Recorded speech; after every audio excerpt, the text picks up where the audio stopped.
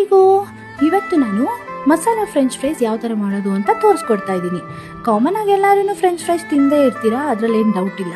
ಆದರೆ ಈ ಚಳಿಗೆ ಈ ಥರ french fries, masala french fries ಮಾಡ್ಕೊಂಡು ತಿನ್ನೋಡಿ ಖಂಡಿತ ಇಷ್ಟಪಡ್ತೀರಾ. ಮೊದಲಿಗೆ ಆಲೂಗಡ್ಡೆನ ಸ್ಲೈಸ್ ಮಾಡಿಕೊಂಡು ಈ ಥರ ನೀರಲ್ಲಿ ಚೆನ್ನಾಗಿ ತೊಳ್ಕೊಬೇಕು. ಆಮೇಲೆ ಒಂದು ಟವಲಲ್ಲಿ ಹಾಕ್ಕೊಂಡು ಅದನ್ನು ಚೆನ್ನಾಗಿ ನೀರು ಇರೋ ಥರ ಒರೆಸ್ಕೊಬೇಕು.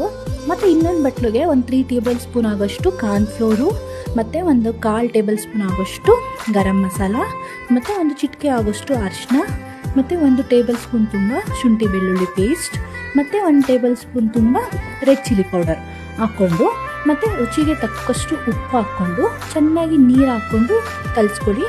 ಮಂದಾಗಿ ಕಲಿಸ್ಕೊಳ್ಳಿ, ತಿಕ್ಕಾಗಿ, ಯಾಕಂದರೆ ಆಲೂಗಡ್ಡೆಯಲ್ಲಿ ನೀರಿನಂಶ ಇರೋದ್ರಿಂದ ನೀರು ಬಿಟ್ಕೊಳುತ್ತೆ. ತಿಕ್ಕಾಗಿ ಕಲಿಸಿರೋದ್ರಲ್ಲಿ ಆಲೂಗಡ್ಡೆ ಹಾಕ್ಕೊಂಡು ಅದನ್ನು ಚೆನ್ನಾಗಿ ಮಿಕ್ಸ್ ಮಾಡ್ಕೊಳ್ಳಿ. ಮಿಕ್ಸ್ ಮಾಡಿ ಒಂದು ಅರ್ಧ ಗಂಟೆ ಅದನ್ನು ರೆಸ್ಟ್ ಬಿಡಿ. ಚೆನ್ನಾಗಿ ರೆಸ್ಟ್ ಆಗಿ ಚೆನ್ನಾಗಿ ನೆನೆದ್ಮೇಲೆ ಚೆನ್ನಾಗಿ ಕಾದಿರೋ ಎಣ್ಣೆಯಲ್ಲಿ ಪಟ ಪಟ ಪಟ ಪಟ ಅಂತ ಬಿಟ್ಕೊಳ್ಳಿ. ಸೂಪರಾಗಿ ಆಗುತ್ತೆ.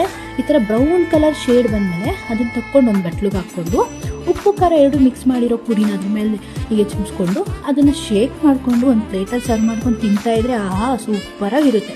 ಟ್ರೈ ಮಾಡಿ, ಹೇಗಿದೆ ಅಂತ ಕಮೆಂಟ್ ಮಾಡಿ. Thank you all.